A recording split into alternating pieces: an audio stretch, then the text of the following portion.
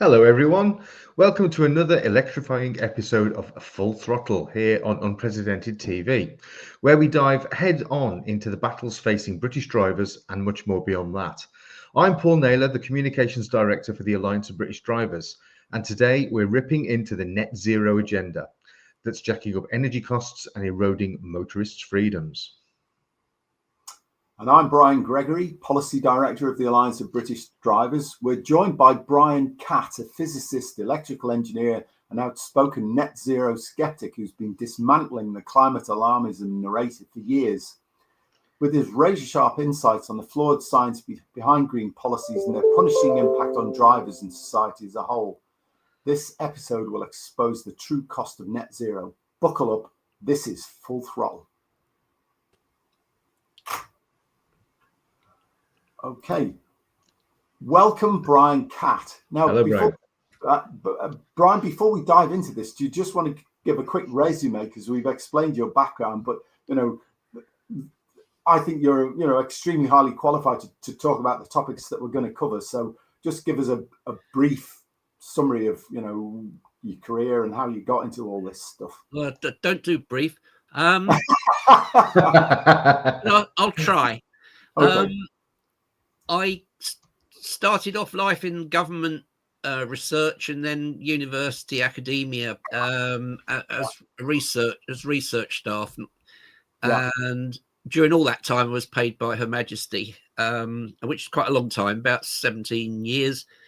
Published a few bits of work, radiation physics actually, and instrumentation, and then chemical engineering. So I know about process control and stuff like that. But it was academia. And it very rapidly became clear to me that nothing that was done in academia was worth the money that the taxpayer was paying for it. And that you couldn't earn a decent living at it, and you didn't go to interesting places very often. So I went and did an MBA at Manchester when there were only two places you could do an MBA. It was quite competitive. And by which time I'd got an honours degree in physics and was a chartered engineer, electrical engineer. So I know about electrical engineering. I know about physics and how things actually work. And then I worked in high-tech medical imaging, and then eventually you all end up in the end, everybody ends up working in computing and networks. So, and in those jobs, I found out that actually what you design, and I used to specify products from the ground, from conception, what you designed and built had to work, because otherwise you got fired. And people wouldn't pay money for your stuff, and the company went broke. So it's a more interesting and real world, which nobody who's involved in this on the government side has the remotest concept of, which we will get into, I'm sure, in a minute. When I retired, I got interested in this and studied it from the ground up as a physics and engineering issue. But I mean, I think the key point you made was that nobody in government has contact with reality. And there's a great quote from Ronald Reagan who said, a phrase you should fear is when a politician or a civil servant comes along and says, "I'm from the government, I'm here to help you." Because it usually means exactly the opposite. Yeah. None of there is a concept which will run throughout this, which is when you know nothing, everything is possible. Yes. And that is exactly the position with our members of parliament and our civil service. They're nearly all arts graduates. None of them understand anything, and they think that they can legislate to make things happen, regardless of what the laws of physics actually are. Yeah. Well, I think that was clear yesterday. It was the day before yesterday on Talk 2 TV. There was an interview with Matt Vickers, who's actually my local MP. And it became very clear that he had no real understanding of how the planet works, how our climate works, and he's just going on on what he's been told by people who equally don't know what they're talking about. So it's the blind leading the blind. Well, anyway, they refer to authority. It's the reference to authority. You could quickly say that if you ask a lawyer, what are the ways of defending a case, and they will tell you there are three. One is you use the actual evidence. If you don't have the actual evidence, you create circumstantial evidence, i.e. by attribution or by correlation. And finally, if if you can't win that way, you attack the witness. Yeah, character assassination. What they will do. That's the only. They're taught to debate that way. So, Mr. Catt, I'll say Mr. Catt only because there's two Brians in the room.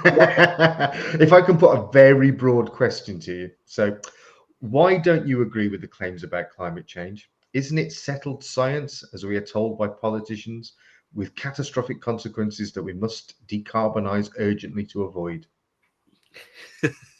Yeah, where to start with this? Basically, because it's all wrong. And it's the point here is to actually say what is right and what is wrong. And science is very different from any other discipline in this. Yeah. You can only say something is correct in science, i.e. therefore proven, if you can measure it repeatedly and independently, and thus validate or falsify the original proposition.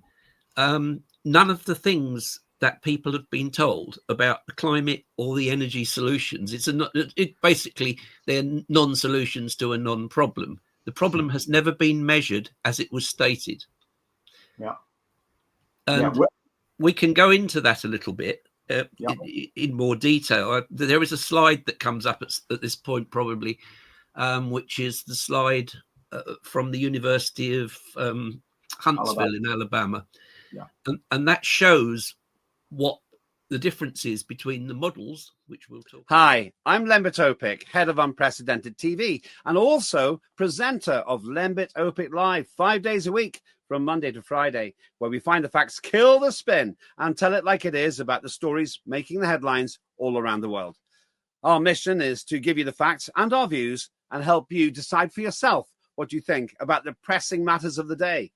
And that's not all. If you subscribe to Unprecedented TV on our YouTube channel, you'll find a great selection of fantastic presenters producing interesting shows all through the week.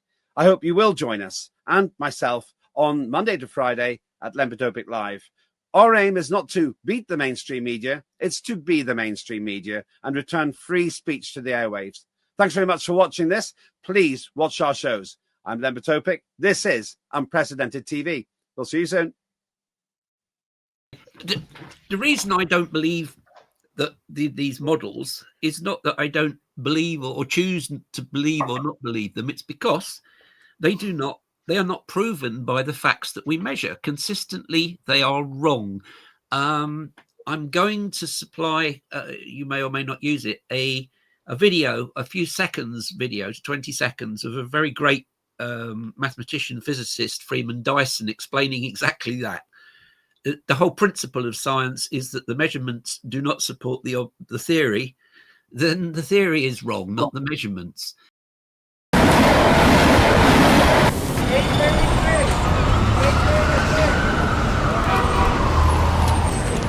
Freeman Dyson, a living legend in the fields of mathematics and physics. 93 years old, he was one of the first scientists in the 70s who started to investigate climate change. He's extremely critical against computer-based climate models. Climate model is a very good tool for understanding climate, but a very bad tool for predicting climate. But why do you think it's dangerous to believe in computer models? Because they're wrong. It's very simple. They're wrong.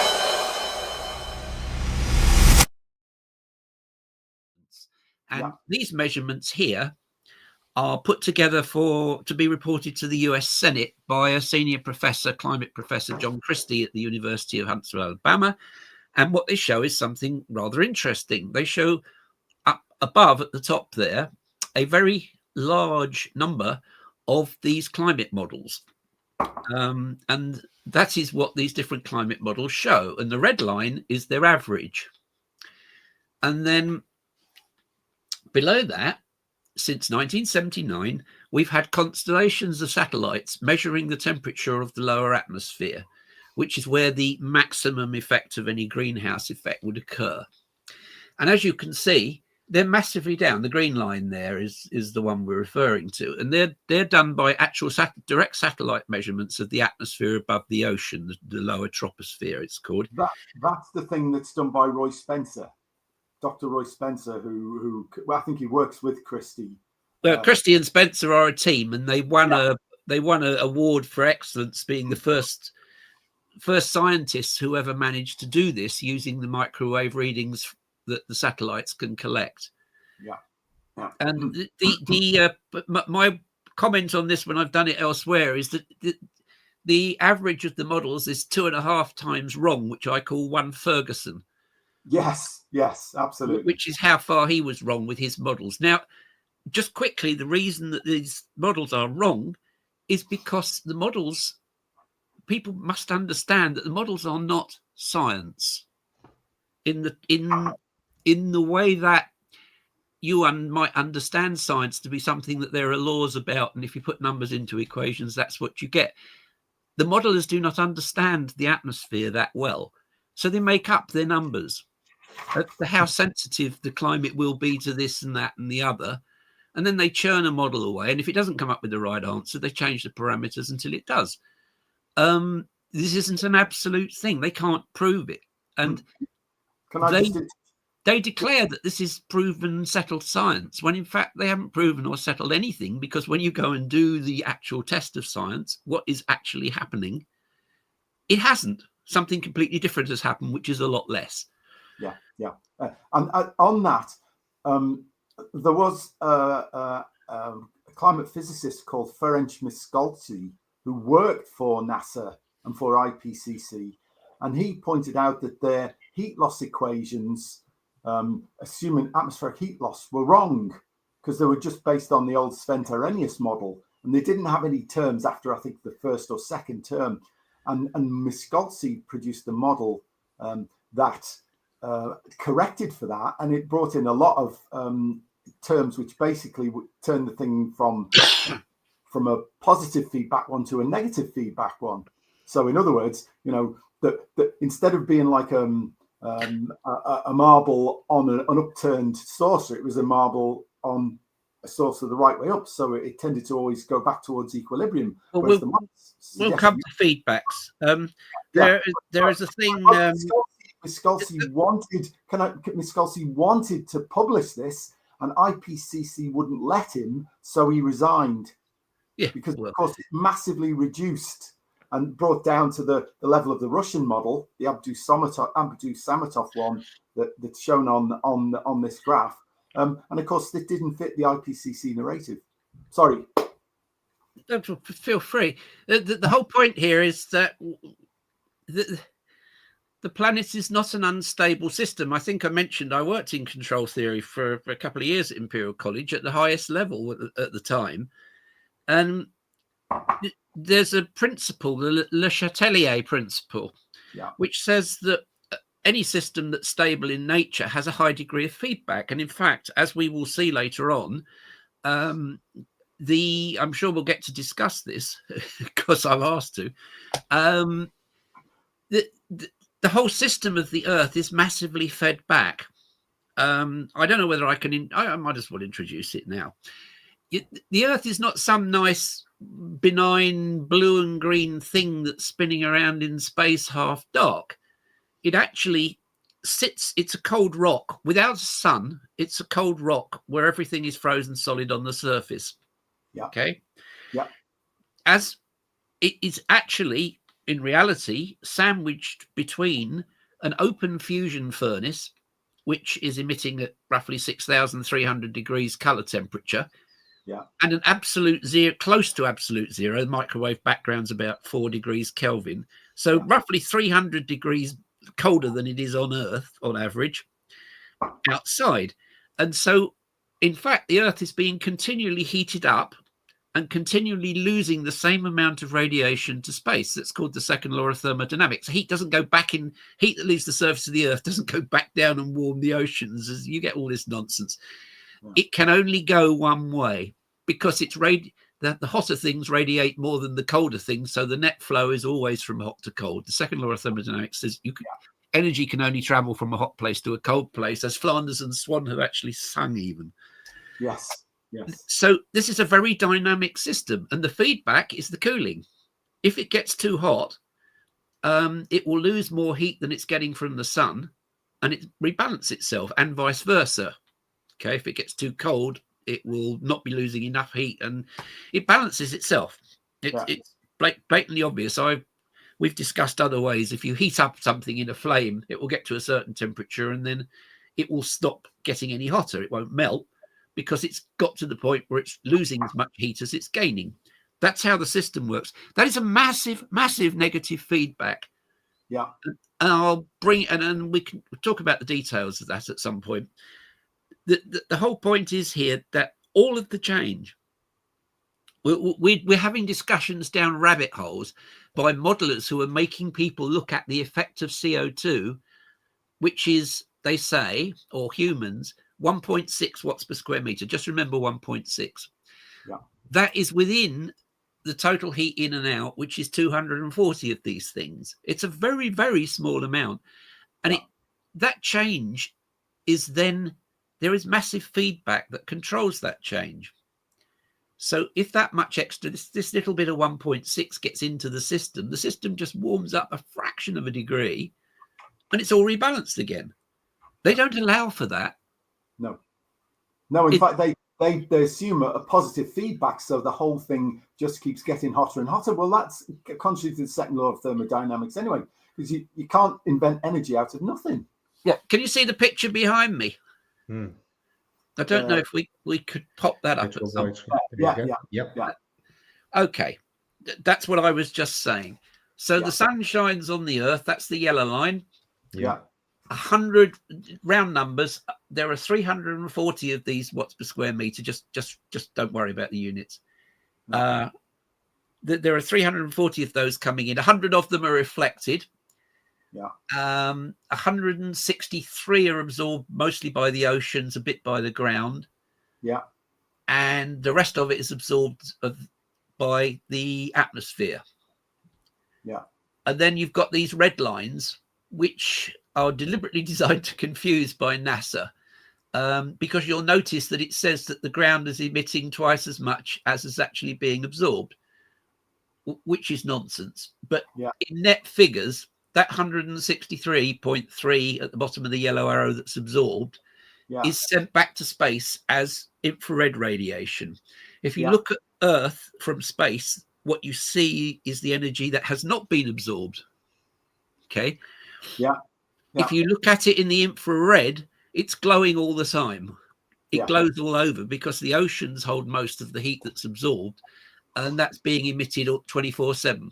So Earth from space is a nice, whatever color infrared is, glowing all over ball. And remember, 70% of the Earth is covered in oceans, so which is where most of the heat is held. There's 2 years of energy, solar energy, held in the top 200 meters of the ocean.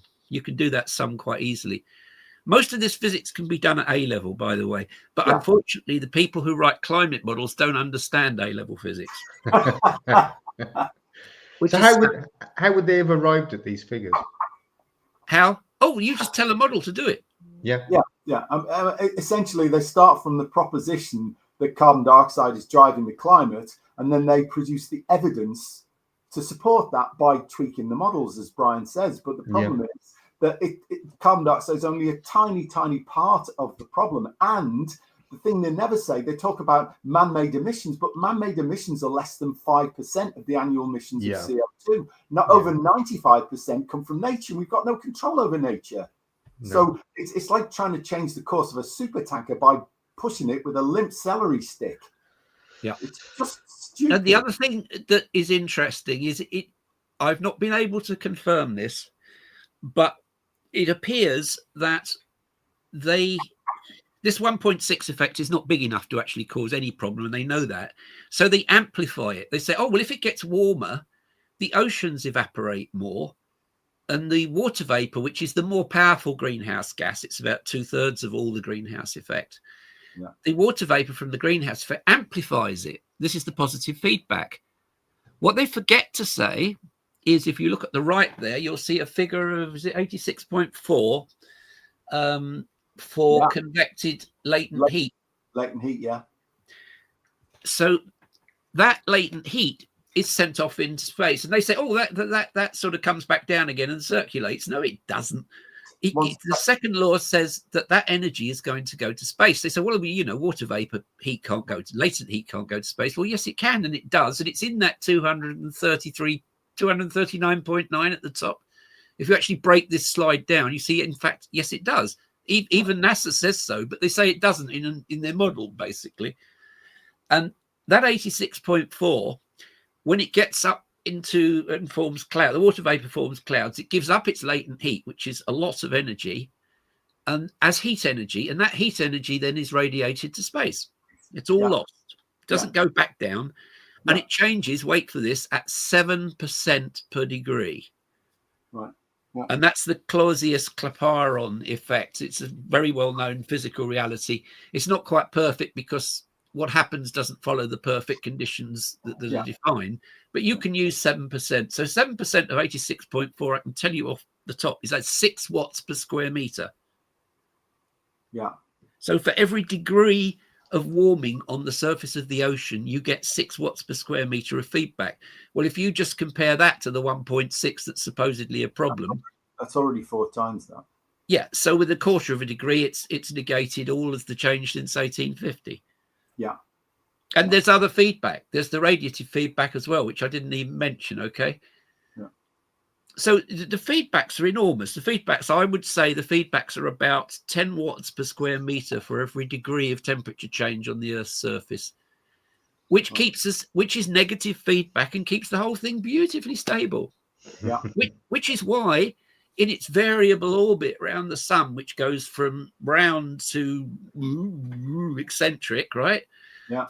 And while it's tilting and precessing, Milankovitch cycles, all of these things, they cause variabilities of plus and minus 40 watts per 40 watts per square meter.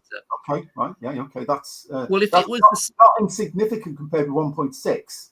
Yeah, but if their sensitivity was right, and it is roughly 1 degree for every 1 watt per square meter, which is what they say, then you would expect to see 40 degrees plus and minus changes on Earth. Doesn't happen.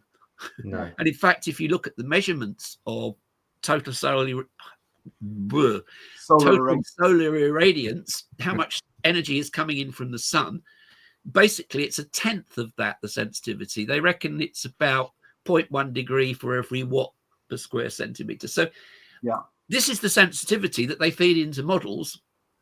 The sensitivity that they assume for their models is a factor of 10 wrong. Yeah. Well, because the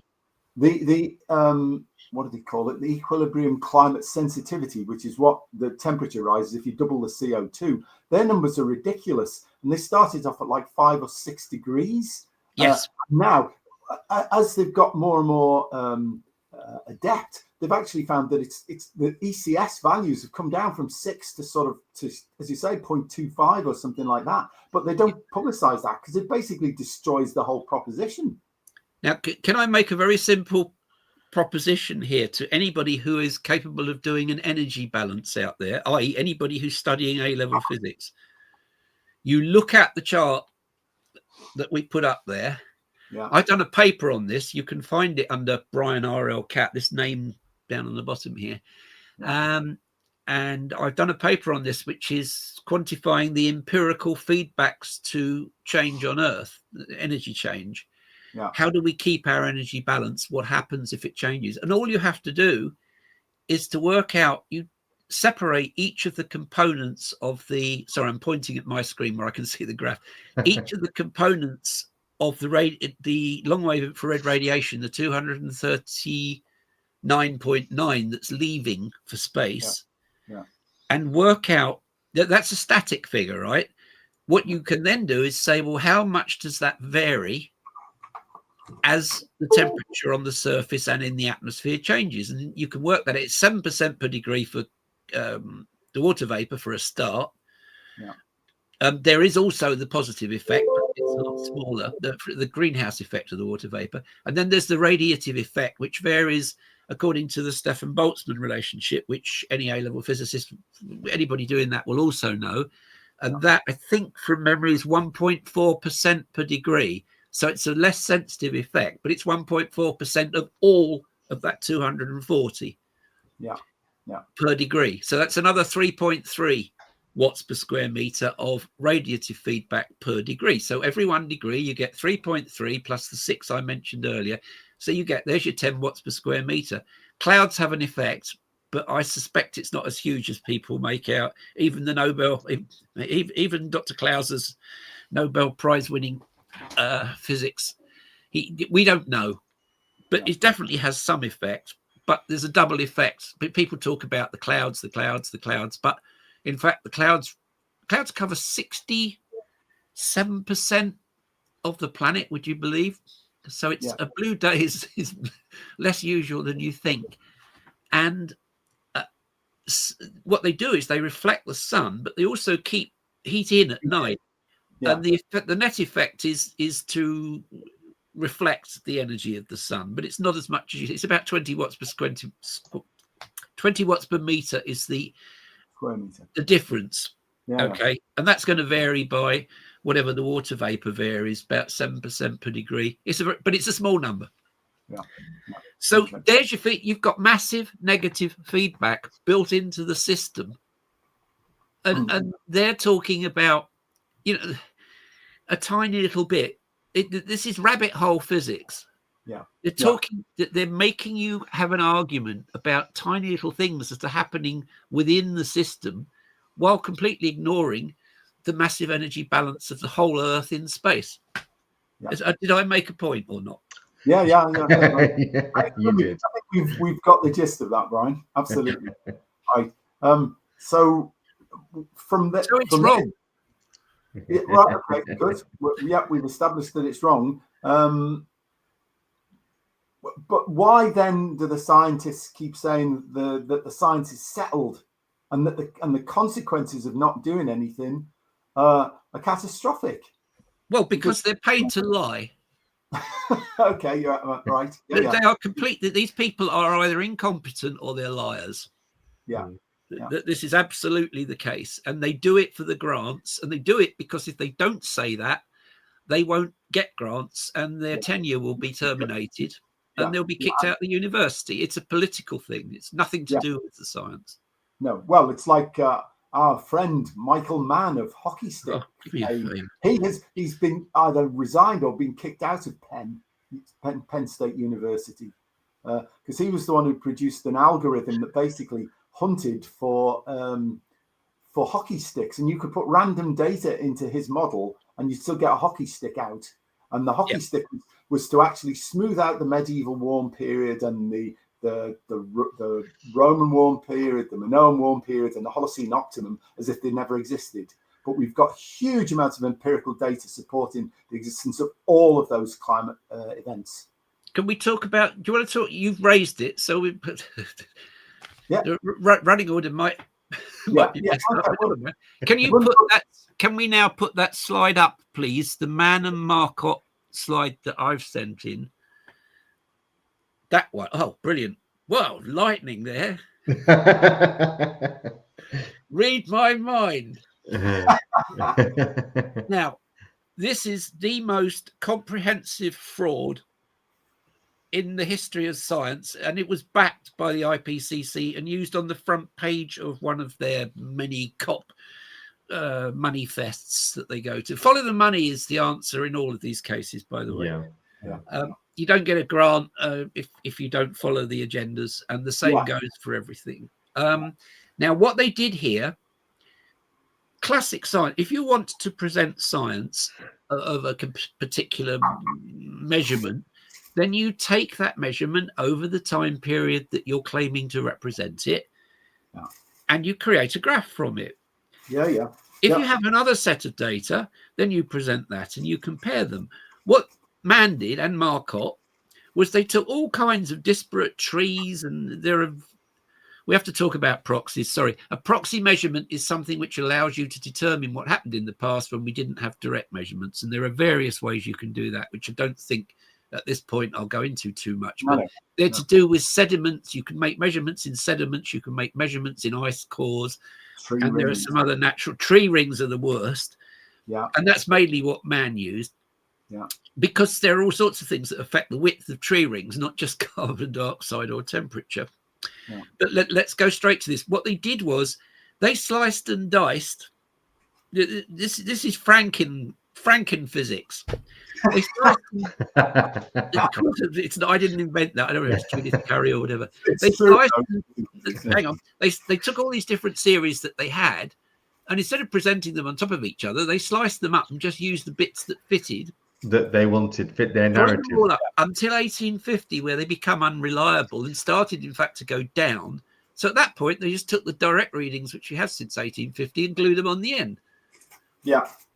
Now, this is so wrong. It's not true. Oh, and then what they did was they fed it to a computer model and said, smooth this.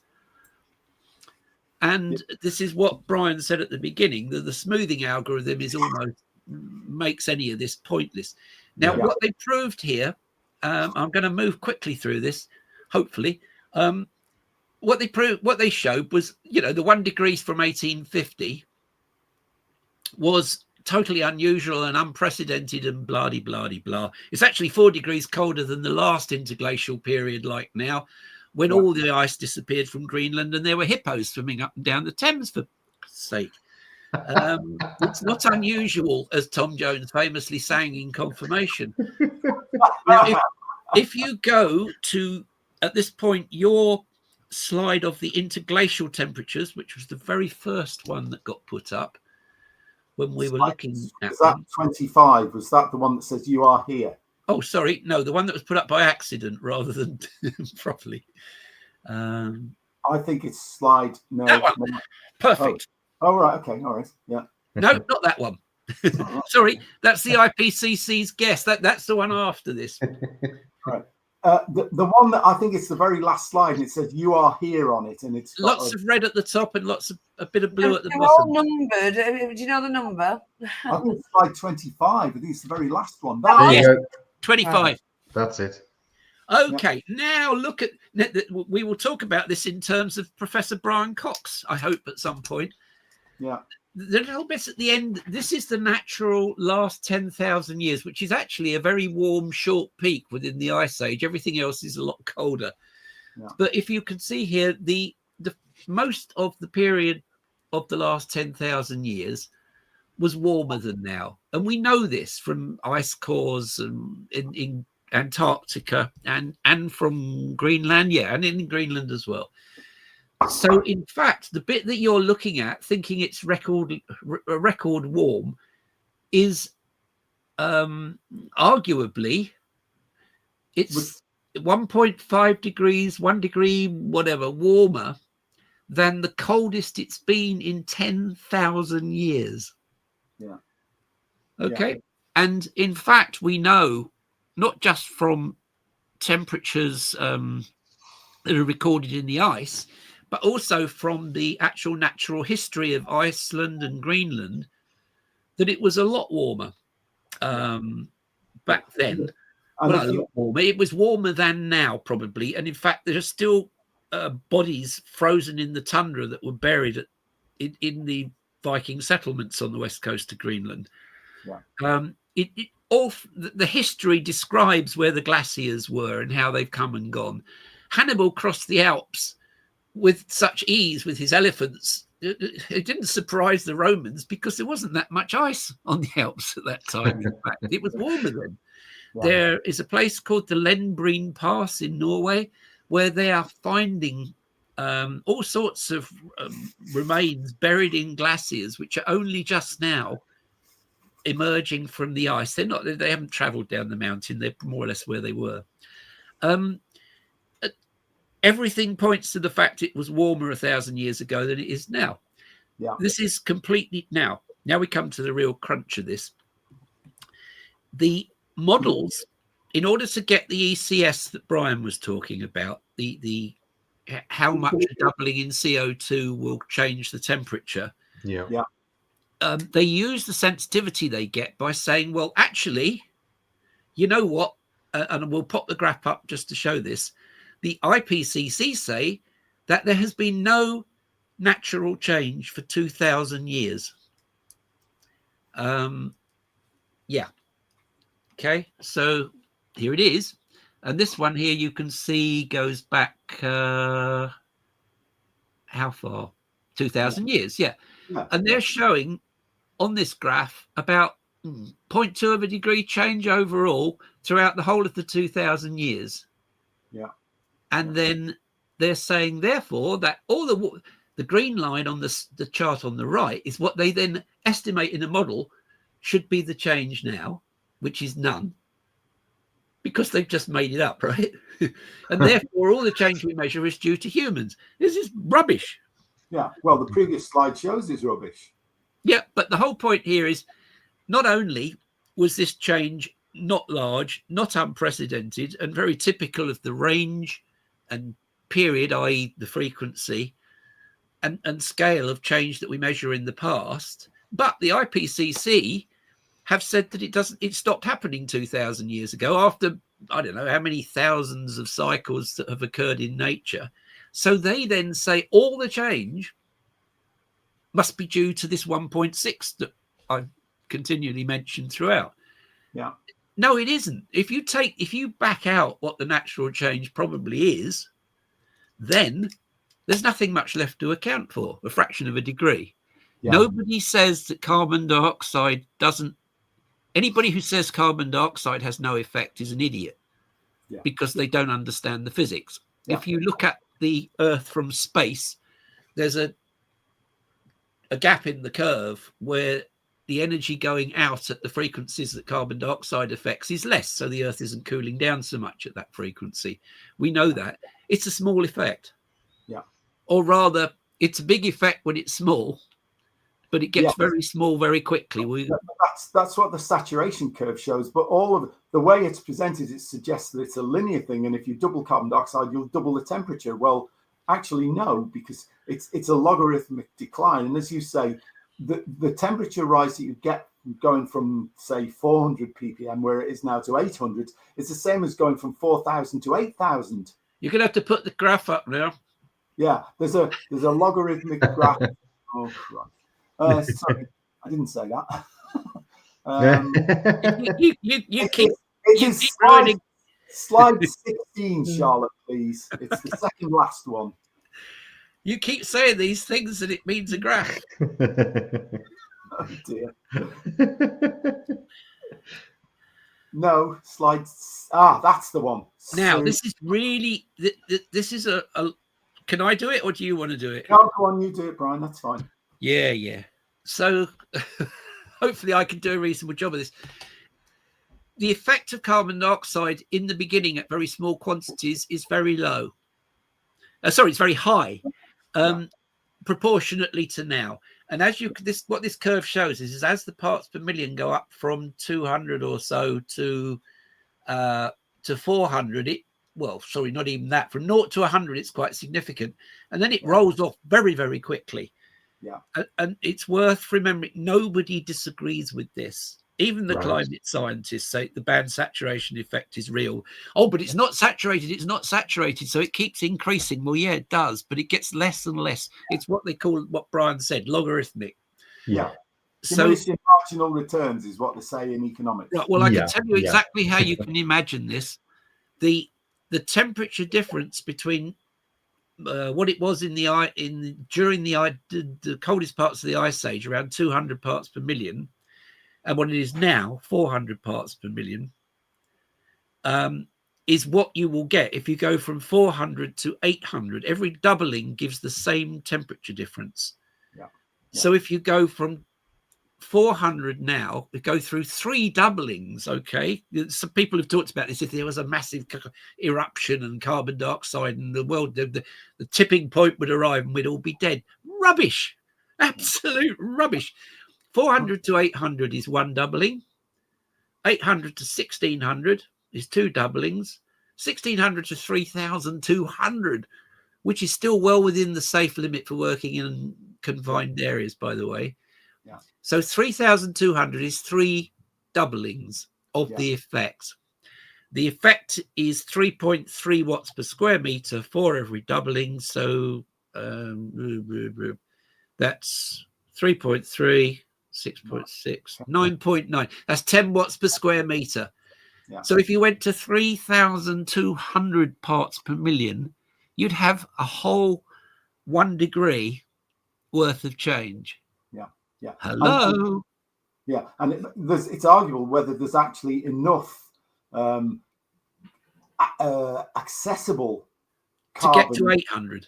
To get to 800, never mind 3,200. Yeah, it's the RCP 8.5 scenario, which is based on no rational criteria at all. It says if this happens, then that would happen. Well, this can't happen, so that won't happen. Forget about it. Yeah. There won't be that much CO2 in the atmosphere. Yeah. Well, certainly in the past there was much more CO2 in the atmosphere. Oh, Brian, can I just while it's in my head, let's go straight to reality again. Why don't I believe in models? Because of everything I just said, the models are made up. They don't conform to any reality that physics can define. Yeah. And secondly, because what have we actually measured to happen? We were told that there will be extreme climates, floods, the coast, all the beaches on Earth would be underwater. And we'd all, in particular, the justification for the 2008 Energy and Climate Change Act in the UK was that from this Stern report, this economist who understood climate so well, that we would get less food grown because the extra heat would kill all the plants and the crops and, well, not all of them, but we get a 5% reduction or whatever the number was. What's happened? The answer is, according to the IPCC, there is no significant change in any of the extreme no, the only weather events they measure, and crop output has increased significantly, arguably because it's on the split. But definitely in some part because it's both warmer, which improves chemical photosynthesis, and because there's more carbon dioxide, which makes plants grow faster and use less water in the process. So we're getting more crops, hardier crops, less drought, less famine. In fact, there isn't any. We're producing a surplus from the available agricultural land. So everything that they claimed was going to happen and we should avoid happening has actually, the opposite has happened. Yeah. So it is a complete deceit, an absolute deceit on every measure. The physics is wrong. They make it up. They deny the fact there's natural change, so they can attribute change to they can attribute the change from the little bit of CO2 that they claim to all of the temperature difference, which is almost certainly a false assumption. And none of the things that they actually say about the weather are happening. So have I made a case for saying that as a reasonable that it's better to believe the data that we measure than it is to believe what experts say happens using models which target a tiny little effect within a much bigger one? You're a witness. I was going to say something now. I can't remember what it is. Because I didn't stop talking for them.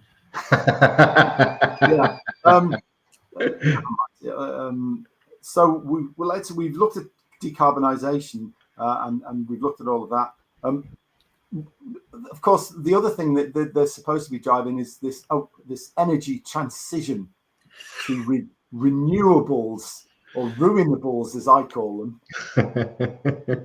Because when you actually look at the energy and hydrocarbon usage required to produce these renewables, they do much more environmental damage and actually make our energy security, totally insecure, because the reliably unreliable renewables are capable of crashing the grid, as we saw in Spain. Yes.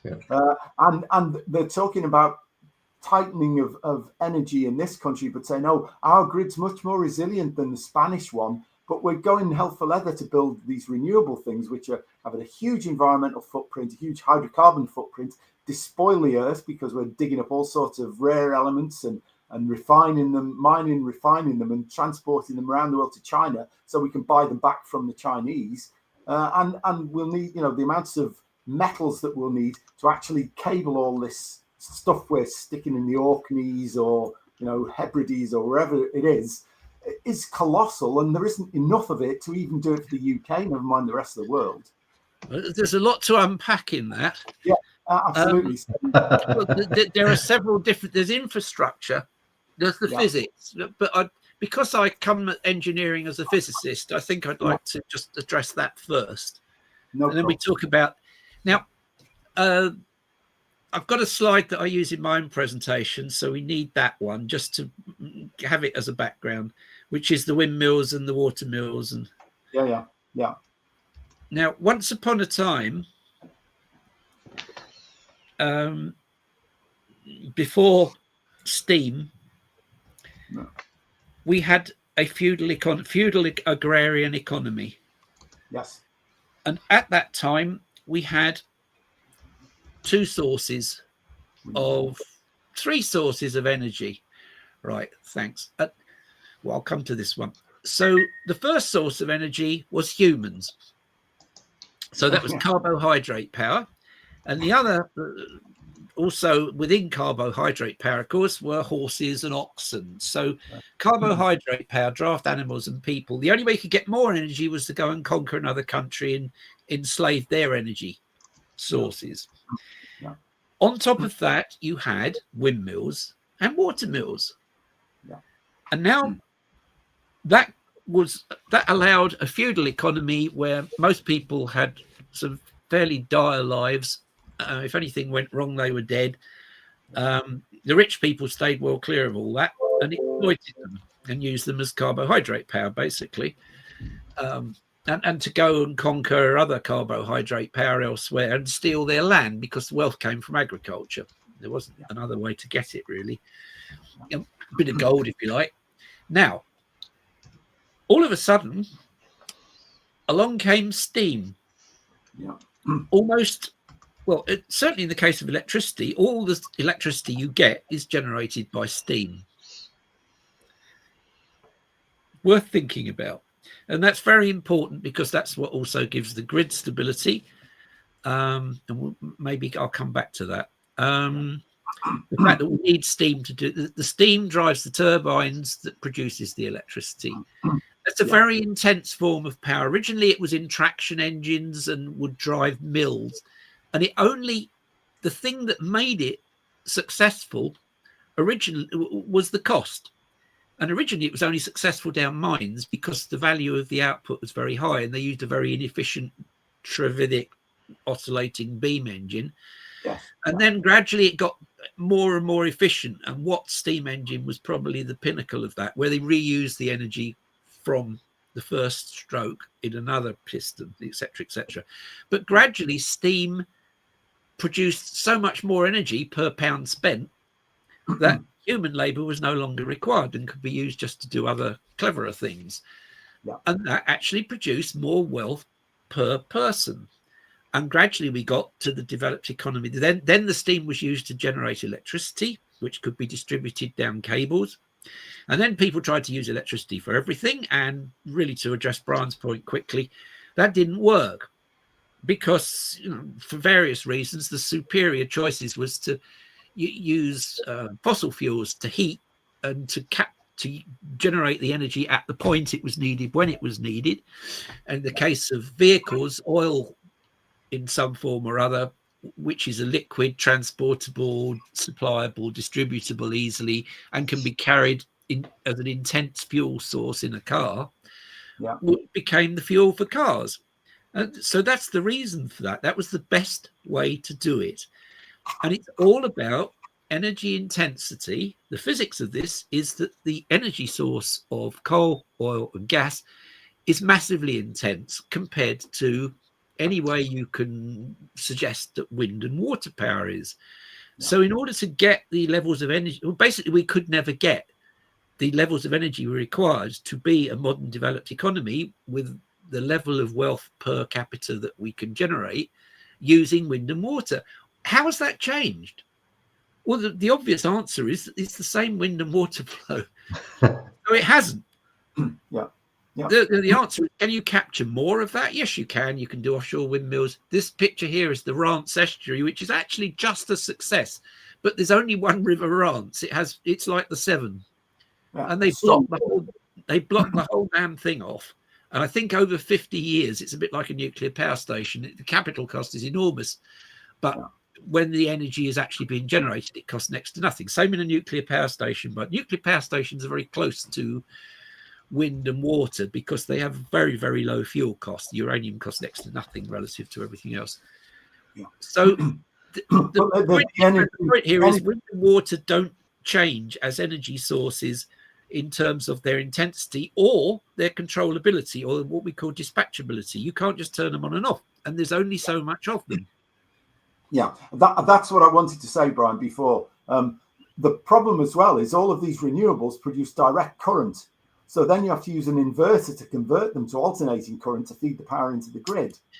And that requires all sorts of interlocks and things to stop the frequency from going out of kilter. And that was what happened in Spain. Basically, the renewables were supplying an enormous amount of energy to the grid. And then the weather changed and suddenly renewable generation dropped off. All sorts of interlocks fell off. And there wasn't the inertia in terms of, steam turbines and things to actually stop the whole thing from collapsing. And Miliband is sending us right down that route to become more and more reliable on unreliable energy sources. Yeah. Well, the point with this is quite simple. Perhaps it helps to explain how this works. With solid state it's not really DC-AC actually, but with solid state electrical conversion, the electronics involved are very sensitive to fluctuations. So they have to take out whatever it is that's delivering within a cycle of the mains in order to protect the conversion electronics that you're talking about. This is engineering. It's not really electronics, it's electrical conversion. And that one cycle, for people who don't know, is a 50th of a second. Right, so within a second, maybe so it's out, and it doesn't matter what's caused that perturbation. It could be somebody dropping a tree onto a power line or whatever it is. Now come back to the steam. This is why steam is good. The steam turbines, by the way, the steam turbines can be driven by nuclear, gas, coal, or anything you can burn, even wood chips if you're a fraudulent idiot like.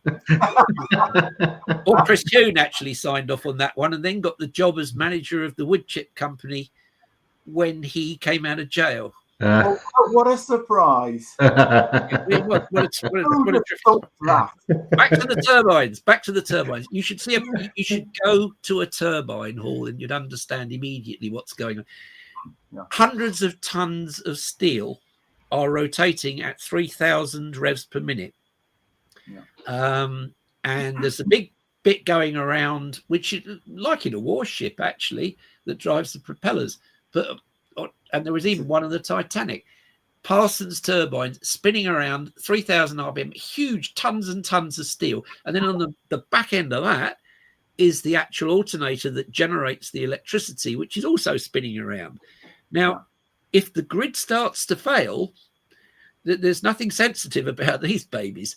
The grid then has to try and slow down the turbines, right? As it gradually gives up, it sucks the energy that's left in the rotating turbines out of the that gives a massive resilience to change.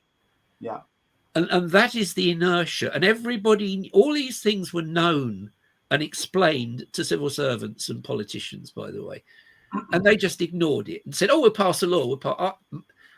My MP was Kwasi Kwarteng, who later became short-lived Chancellor of the Exchequer. I explained all this to him in 2012.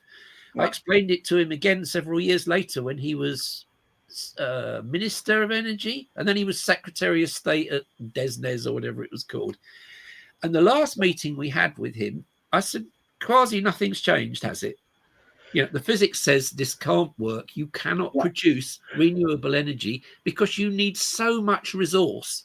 Sorry, this is the problem here. If you want to collect enough energy to drive a developed economy with windmills and water mills or barrages or solar panels are a complete nonsense. We haven't covered that yet. You cannot produce the energy without using about 10 times more resources in steel and concrete to actually collect it. Yeah. And then you can't collect enough anyway. So it's always going to be more expensive and you won't get enough. And he said, well, that's not a problem. So I said, oh, really? Thinking Kwasi had actually come up with a solution to this, but knowing, of course, that he had. He said, yes, we'll tax gas. So, in other words, you'll tax the efficient stuff to make it less attractive so you can build the rubbish that's going to crash the grid. Well, you understood that perfectly. Really kind of thinking. That's exactly what they did. And when I said to him, well, that's not in the interest of anybody who has to pay bills or our economy, is it? And he said, that's not my problem. I'm the minister. I enact government policy. I don't do what's best. Well, this is the problem in politics, isn't it? It's a bit like at school when you get the a new subject comes out and they get the PE master to suddenly teach computer science. It's that kind of idiocy. It's let's give it to somebody who hasn't got a clue about what they're talking about. Well, the other, just quickly on solar while we're at it, everybody knows, and the government was told, the civil servants were told, the civil servants even understood that solar in the UK is a nonsense. And if we can slip it in here, there's another little video clip, about 20 seconds, from the last words of the chief scientist of the DCC in public before he died of cancer when he was 48. And he was asked point blank, having been advising for, I don't know, 5-6 years by then, what was best for the UK. Yeah. And he pointed out, he started off by saying, well, solar is a complete waste of time because, when we need energy is in the winter in a high pressure period when it's cold and it's dark. Yeah. And at this point, there is no solar energy. So it's utterly pointless. It's just a way of giving money to people for being eco. Yeah. And all it does is reward the rich at the expense of the poor. All of this stuff rewards the rich at the expense of the poor. Yeah, well, that's where Dale Vince has got 115 million or something for his. Dale Vince is a despicable character. Yeah, he paid 5 million. Was it donations to the Labour Party? He's made 115 million, something like that. There's some good stories about Dale Vince, which I won't tell because we've got to talk about. I mean, in terms of what he's actually done in demonstrations and stuff like, he is just a nasty piece of work. He is one of the many people, and the reason, of course, all this is happening is because the lobbyists who deliver these things love it, because they can take it straight to the bank. All of this early stuff was given 100% onshore, 200% offshore subsidies for wind. What's their faces? Drax get $1 billion a year for burning wood chips, which produce more CO2 and particulate emissions than coal even. I mean, the whole thing is a racket. And the reason they want it is not to save the planet, it's to make a lot of money for lobbyists. And there are a whole raft of ministers who have been very well rewarded legally for actually passing these laws and encouraging them to be made worse. Yeah. And they get jobs as chairman of this or, director of that, or in the case of Gummer, having companies which advise on what to do while telling government what it should legislate, which is no conflict of interest at all. Heavily involved in the Climate Change Committee, who are all of this ilk. But what we're doing is progressively deindustrializing, outsourcing all of our major industries to places like India and China, pauperizing our own economy, losing jobs, and consequently, we can't generate growth. But that, of course, you're getting into other areas now. But I am not a politician, but obviously I've had to study why this has happened. And it was always the objective of the groups that are funded to do this, the NGOs that lobby, and the people in the UN who created the IPCC, was to transfer wealth from the West to Asia. That was why they did it. One of the guys is actually quoted on radio saying, well, this isn't about the environment. This is a redistribution of wealth. Globalization. Ottenmeyer, I think his name was, or something like that. He basically said... something. I've got a slide of that as well. But, Yeah. and they all said it. They're all sort of basically bureaucrat Marxist, or the new class, as Martin Durkin calls them, and they hate people being prosperous and independent. And the less prosperous you get, of course, the less independent you are, so you can be controlled and kept in whatever they are, LTNs and 15-minute cities and all the rest of the things we've got. But we're into, and this is actually, I only learned this the other day. I didn't know anything about them. This has been going on for years with the Fabians, and which Blair is one, and these judges who are sentencing free speech. All recent prime ministers, Labour prime ministers, have been members of the Fabian Society. As well. And their whole plan is to basically crash, make everybody follow their rules. Yeah, crash the free market economy and then come in as the saviours. But of course, we'll have to take more control. Do you want to talk about the motoring aspects of this? Yes, let's do that. Yeah. The point about all of this is that, I think I said earlier on, as energy became available, and we had electrical energy and chemical energy, primarily, that's it, isn't it? Chemical energy from coal or gas or oil. Yeah. Then people work very hard in a free market, which I thoroughly support. Yeah. To work out what the best way to energize all of these different things were: heating, vehicular transport, and machinery. And electricity was obviously the right way to go for most machinery. Always exceptions.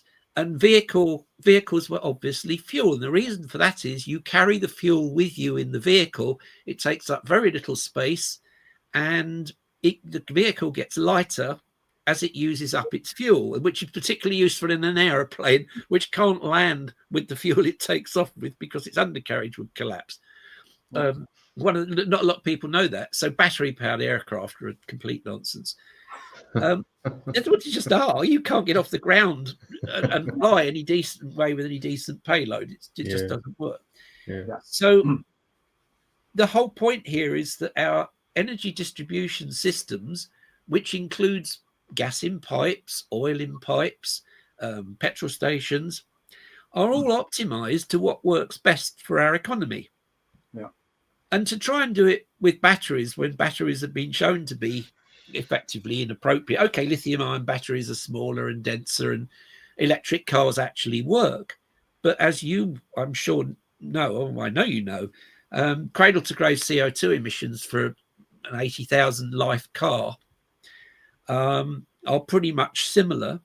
The efficiencies, I heard you talking to David Turver about this, and he got it totally wrong. He said electricity conversion in a car is 85%, whereas in an internal combustion engine it's 35. Well, actually, David, just for the record, modern hybrids are 45% to 50% efficient.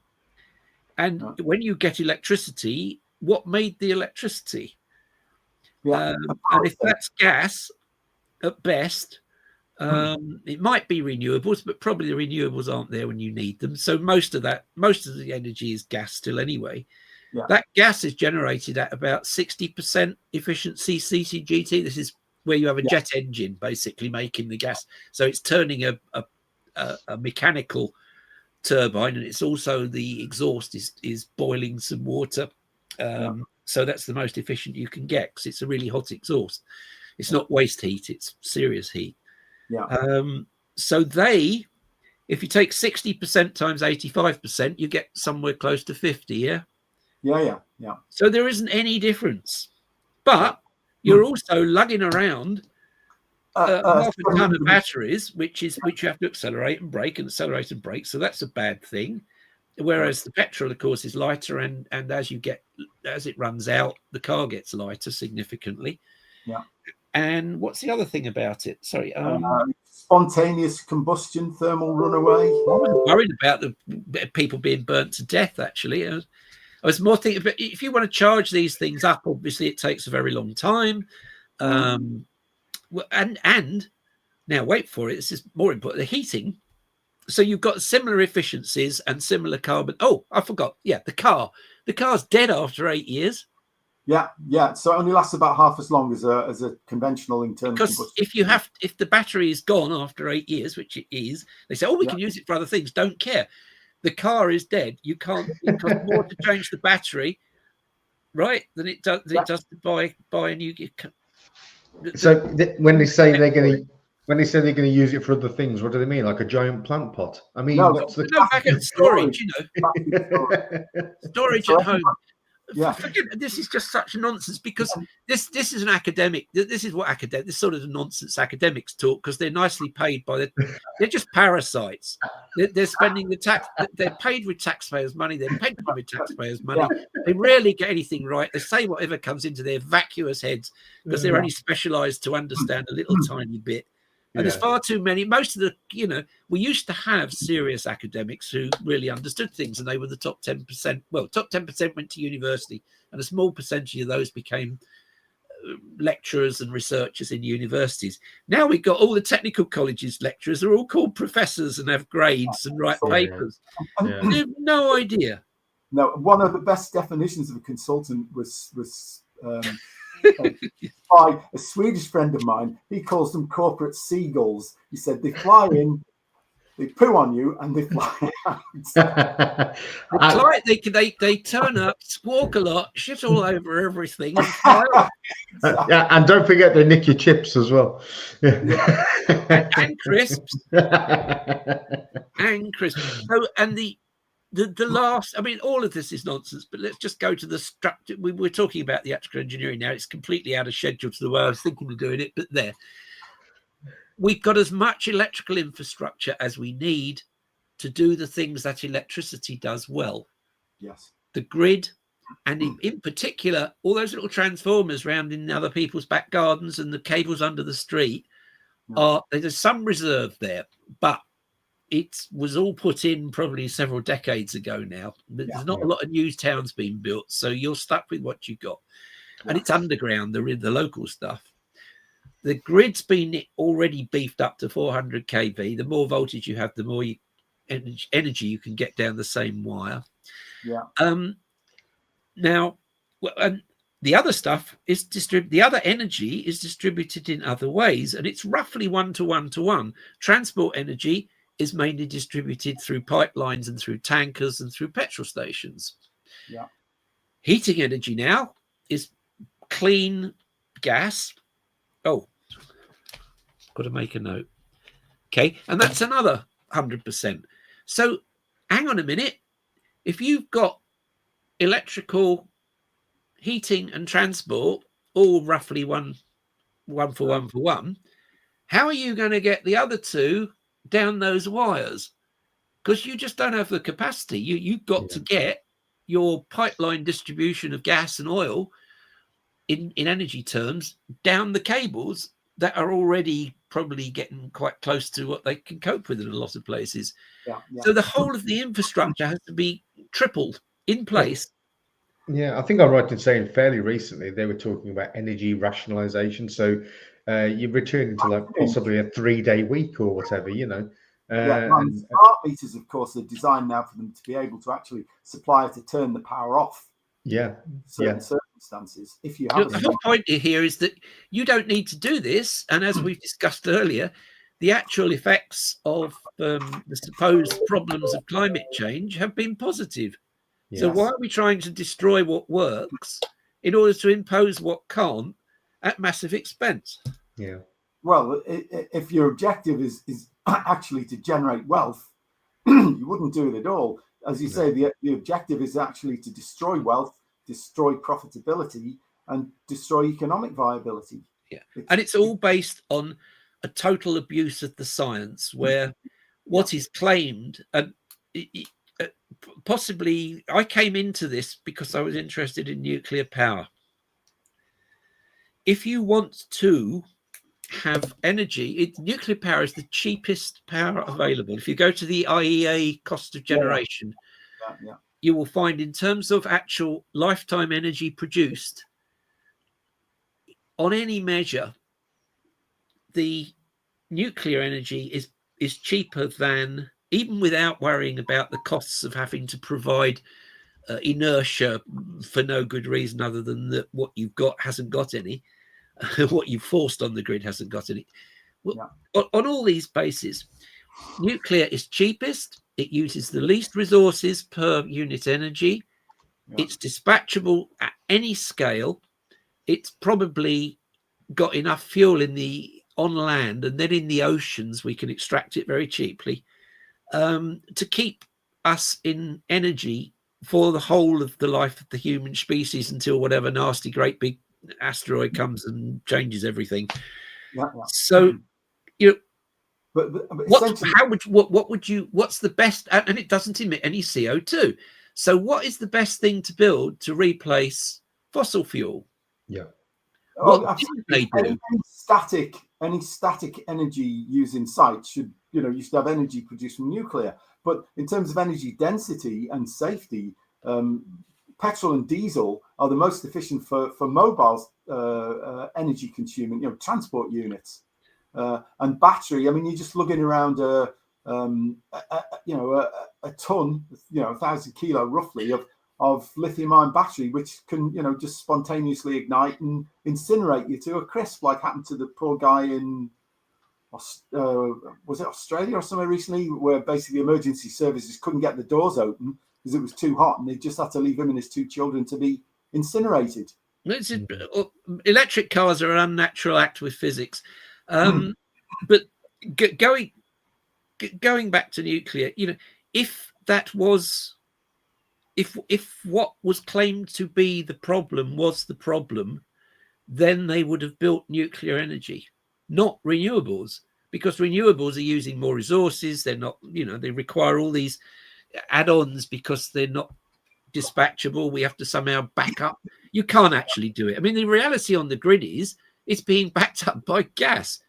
So any renewable which can go to zero has to have 100% support from a dispatchable gas power station. So you've got all the gas you need there to supply all grid demand. But Miliband's ignoring all this and trying to... Miliband's an idiot.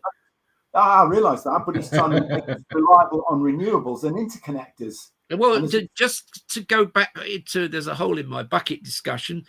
Why didn't they build nuclear when there were safe, third generation, passively safe, no problem? Basically all the problems are wrung out of them, and it's still been the safest modality ever deployed on the grid, by the way, by far, in terms of loss of life. Why didn't they put nuclear on the grid? Why did they build wind farms? And it's offshore wind farms are a greater capital expense per lifetime energy by a factor of 4 than nuclear. Why didn't they build them? Because there's an ideology. No subsidies. Okay, but also within the political establishment, there's an ideological revulsion of nuclear. No, there isn't. I disagree. No. The people who don't understand have been told that it's bad, but the people who are in charge know bloody nicely it's the best solution.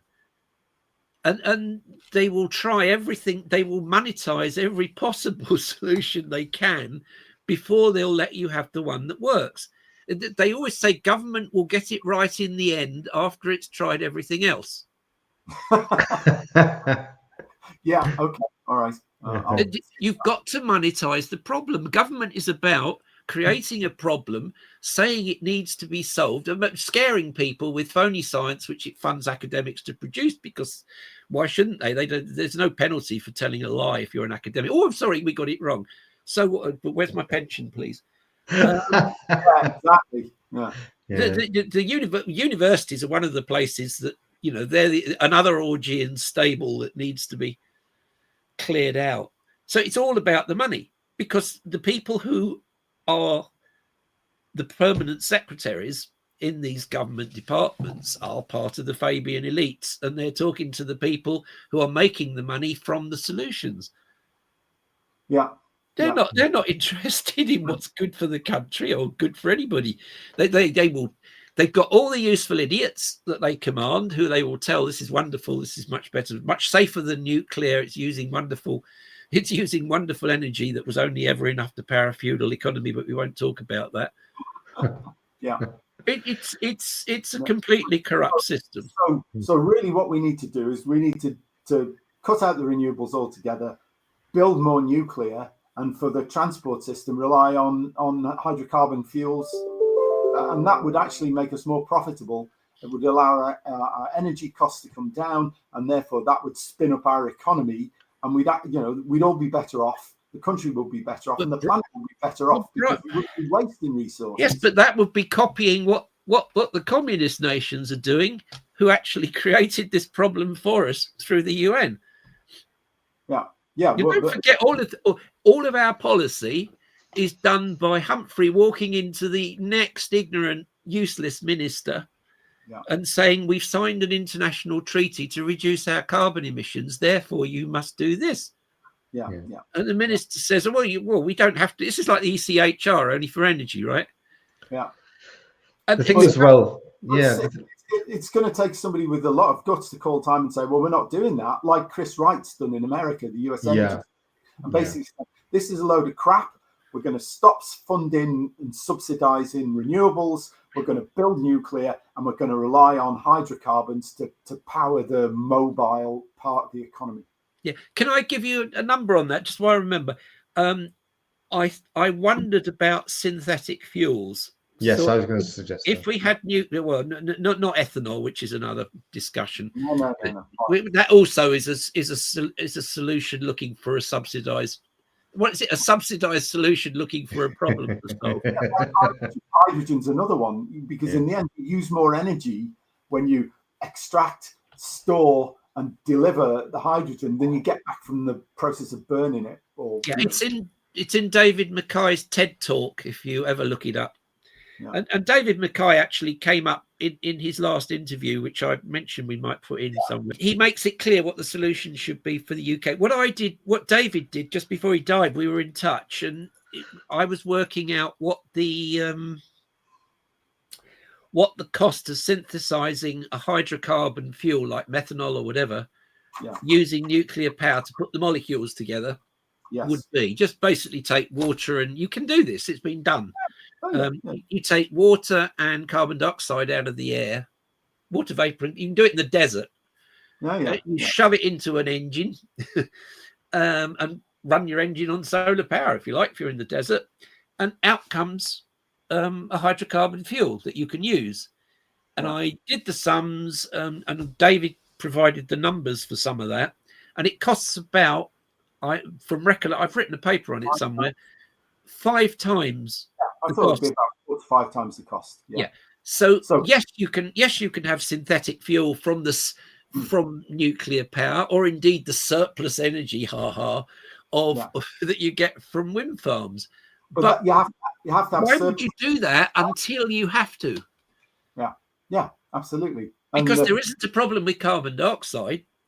No, but apparently there are some scientists, and again, it's speculative, that they claim there's a process called abiosis, and that actually fossil fuels are being generated in pockets in the Earth's crust due to tectonic movements, and gas pockets that get compressed and basically converted into oil all the time, and we're never going to run out. Well, maybe not, but it doesn't matter, does it? We've got plenty time, and the price will go up. According to availability. And we can do it when we need to do it. What we don't want to do when we've got loads of it sloshing around the planet still, and probably quite a lot of it we're waiting to be found, and there's still stuff under the North Sea, etc. Why would we stop using it while we've still got it? What we should do actually is to build nuclear as fast as possible. This I wrote to Ghazi back in about 2014, for Christ's sake. What you need to do is extend the availability of the hydrocarbons we have, not knowing when the run out date is, but it's been well into the 22nd century. But it'll go really fast when Africa and Asia really develop. So the rate of consumption will go up. So it will disappear. So you just need to think hard about how you're going to do it when it's gone. But there's no reason to do it because of climate change. No. Now And you mentioned earlier, Brian Cox. What was it you were going to say about him? oh, this is what happens. I talked about a corrupt approach to how things are done. Cox appeared in support and argued on television. He's famously in Australia with Malcolm Roberts, but he had a little graph where they've picked out. We were talking about picking out bits of. I was talking about picking out bits of records and sticking them together to make a series. That's abuse of basically the physical method, the experimental methods of physics that are used to prove things, for all the things I talked about then.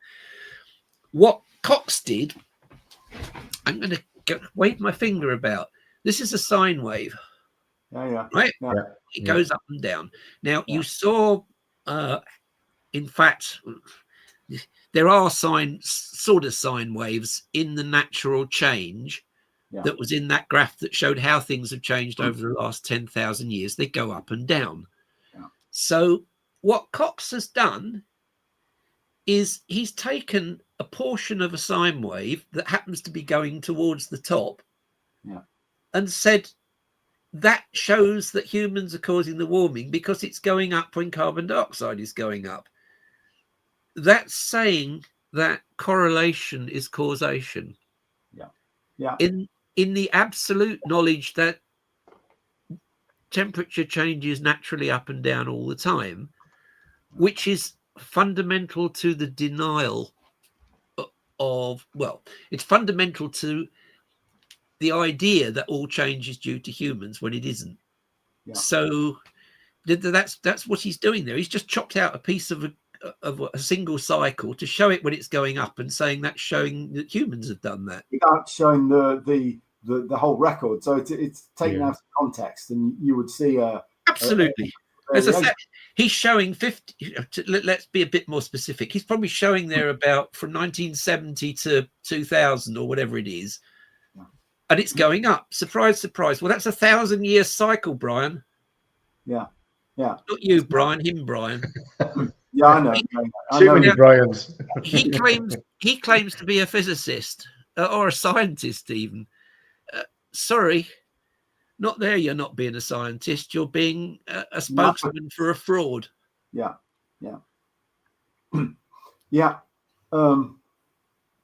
Well, we've been going for quite a while now, Brian. I'm wondering whether we should shut up.